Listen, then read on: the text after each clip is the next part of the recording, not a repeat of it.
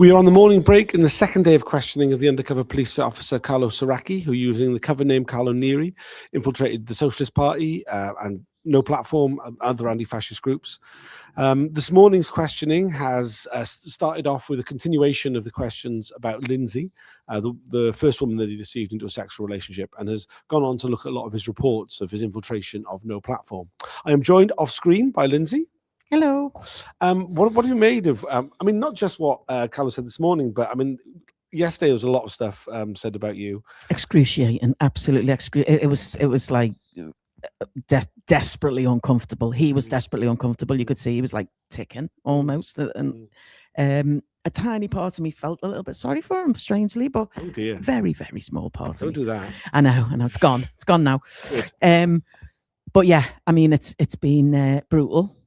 Questioning by David Barr, and very skilled, you know, and I think Soracchi's decided to take the sort of honest fool sort of approach, you know. He's honest fool. That's a good one. I've been calling him a simpleton, but honest fool. Yeah, sort of, you know, this sort of, oh governor, you know, sir. So he's kind of, you know, the subservient kind of, you know, I'm just doing my job. I report everything that's said. You know, it's embarrassing, actually.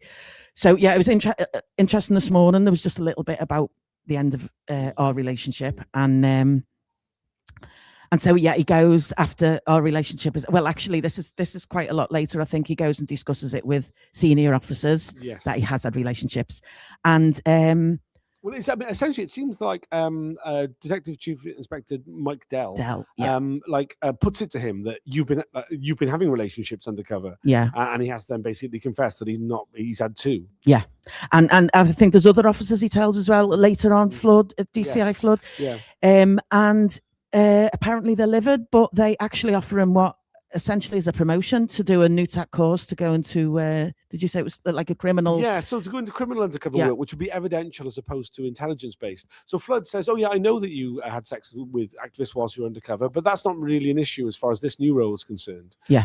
I wonder how many of the former undercover officers who did political undercover work went on to do criminal undercover work. Absolutely. Afterwards. And I would say to everybody, go and check out the story of Mary, who's been reported in The Guardian. Yes. She was in a 19-year relationship and as a child with an officer who was reporting on crime and used her for a relationship in its undercover identity. So yeah, not exactly safe to then, you know, promote him and shove him sideways, potentially. He obviously at that point, you know, has no guilt at all about what he's done, and he's really keen for a promotion. So yeah, happy days.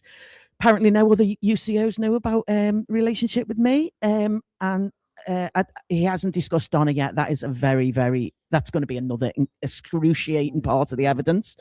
I mean, he did take an opportunity to say that he was very, very sorry for these relationships with these people. These people, yeah. How do you feel about being these people? You know, it's actually comical that he can't say even me pseudonym. You know, he said it once actually, but that's the one time he said it. I've been this person. I've been in these people as a description, but yeah, he actually did say Lindsay once. So you know, he got there in the end. It was really interesting. David Barr started sort of forensically examining some of his reporting around the mid to late 2001 period. Sort of, there's a real pattern in them, isn't there? Yeah. Pre-event reporting was like, there's going to be violence, police are going to be attacked, National Front are going to be attacked, you know, all these really like quite shocking plans. There was one point it was pointed out that he had predicted very large numbers, and in the end there's very small numbers, like less than a third of what he was predicting. He said, oh, that kept happening. Yeah. It's like, yeah, say to him, mate, you know, like, you know, what is the use of these people? What is the use of these people? So it's all this massive exaggeration pre-event, and then after it's like, oh, well, nothing really happened. Well, you know, there's still a bit of embroidery in those post reports, so it doesn't look like a complete exaggeration. The pre-reporting. There was a few things where he was asked to write down the names of the people who are involved, and we got the same names yet again. Yeah, poor Mario, the root of all evil. Yeah, and I think part of that is because Mario hasn't engaged with the inquiry, so he's kind of a safe person to kind of shove all the responsibility onto. Yeah, after Pengate yesterday, you know, the dreaded pen weapon that someone was wielding. I think that was Mario as well. Yeah, of course. So Mario is like, yeah, God, don't let him near stationery. He's I think he's just not appreciating, you know, how just a few of these reports can lead to special branch registry files. So it's all this exaggeration, all this real like alarmist stuff, which his managers seem to be swallowing, you know, whole as well, never materializing as anything, you know. So yeah, really quite alarming that he continues to do this. And so, you know, how many special branch files were opened on people during this period, you know, or as a result of this report. And couple of questions about Mario bothered me, actually. I hope the UCPI aren't actually falling for some of this rubbish, because it seemed like there is a question mark over some of Mario's behavior, which yeah, would be very strange and very wrong for the inquiry to be thinking like that. There is a whole bit where it's revealed that Carlo Soracchi had become the chief steward for the Socialist Party section of No Platform. This very violent organisation that wanted to attack police and fascists, you know. And he's asked, you know, oh, so were you involved in the planning of these attacks that you've reported on? That according to the reports, there's plans for attacks. Were you, as chief steward, obviously that would be part of your role? Oh no, couldn't be bothered. Couldn't be bothered. Yeah, couldn't be bothered. Couldn't be bothered. Yeah, I mean, it's actually would be really hilarious if we weren't in this environment, if we weren't in this, you know, this whole public inquiry. He's sticking to these ridiculous exaggerations. He's just, yeah, he's refusing, bar very, very skillfully, I think, quite sort of forensically examine some of the claims in the reports, and Soracchi just looked ridiculous with his answers, which is still sticking to this shit, you know. Yeah, I mean, it's incredibly still. I mean, I should point out that I made a prediction yesterday that the start of the hearing today that Carlo Soracchi would make some sort of clarification statement about the trip to Venice. He didn't. Donald has won the bet. He's sticking with his bullshit lies, and he's doubling down on them. Yeah. Venice is behind us. I mean, like you'd think he'd have had the sense, but no, sadly not. No. Well, I would say sadly not. He is making himself out to be a less and less credible, if it's all possible, a less and less credible witness the more he goes on. Absolutely, and it is quite obvious to me that David Barr is not falling for a piece of it. So whether that will mean that tomorrow will be the last day of his evidence rather than it continuing into Thursday, I don't know. It's hard to tell that, because I mean, I think there's so much like content for Barr to get through. Yeah. But I mean, it's certainly the case that the inquiry will have to make a finding of fact on certain events where there's a dispute. Yeah. And I can't see anything that Carlo Soracchi has said being found in his favour. He's contradicting himself all over the place. You know, he was in a fine relationship with his wife, in a fine marriage when we started our relationship, but later on, now his marriage was in trouble at that point. Yeah. I mean, he's contradicting himself in written and oral evidence all over the place. So, yeah, I would be very surprised if there's seen to be any true belief in his report. You know, but he does refer to it at one point as a pleasant distraction. Yeah. How do you feel about that? Pleasant distraction. Well, at least he said pleasant, you know.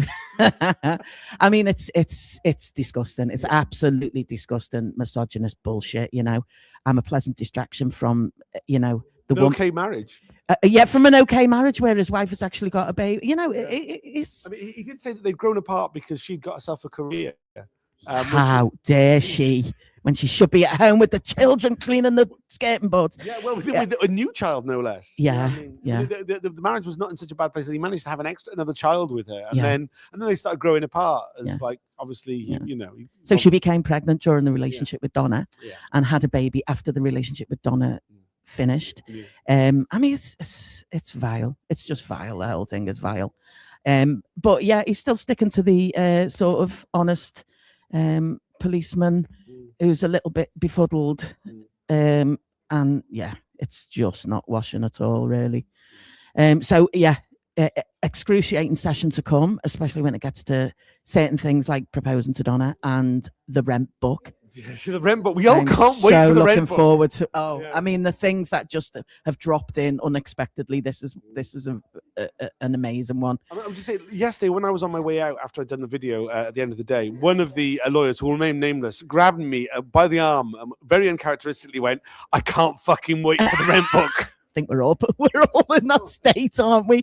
Because he is sort of trying to fudge these. I mean, he's looking ridiculous in the Really poster, stupid, yeah. but he is trying to fudge. But I'm not quite sure how he is going to fudge that very direct questioning. But yeah, be interesting to see how. But yeah, David Barr's doing quite a decent job. I think he's tenacious, and he is kind of in the way that he does. He's kind of luring him into a bit of a false sense of, Soracchi's looking quite relaxed at times, and then Barr kind of starts to drill down into it, and and that's when he starts ticking and blinking and pulling funny faces. Today's hearing is broadcast with video, so I mean the link to it is in the description of this video. You can tune in. There'll be a new video this afternoon, but the one that's it'll go on until 1 o'clock. The one that's currently in the description. Please tune in. You can see the squirming. I apologize for any coughing you can hear in the background. That is my fault. Tom. Spreading, it's sharing his bacterial. Bacteria, yeah. So yeah, I don't really know what else to say. I mean, I'm not quite sure what the people in the reporting are, how they're sort of taking this. I'm sure they'd be quite happy with how each report is basically being shown to be just a complete exaggeration. I mean, he continuously seems not to understand the way the process works. We were shown like reports which have named people, and then he's like, "Oh, can I name the person?" Yeah. It's like it's in the report. It's like it's on screen. Yeah. What are you on about? I Carlo, think he is lunatic? playing stupid. He really is playing stupid, or he's stupid, and I just didn't realize at the time. Yeah. I mean, it's possible. It's entirely possible. I think it's a bit of column A, bit of column B, right? Yeah. Hopefully, during the lunch break, I'll be joined by Dan Gilman at some point today. He's promised that he'll come and do it, and he has mentioned quite a lot in the reports. But, right. It's only a short break. Is there anything you'd like to add? No, I think that's everything. My colleague has just walked in. I have to give her a hug. So, thank you. Well, thanks for joining us. We'll be doing another video during the lunch break, and we'll be continuing to do updates as the hearings go on. Thanks for joining us. See you all in a bit. Or if you're able to share, like, all that kind of stuff, these broadcasts. Subscribe. Yeah. It makes a real difference how visible they are. Cheers for now. Bye.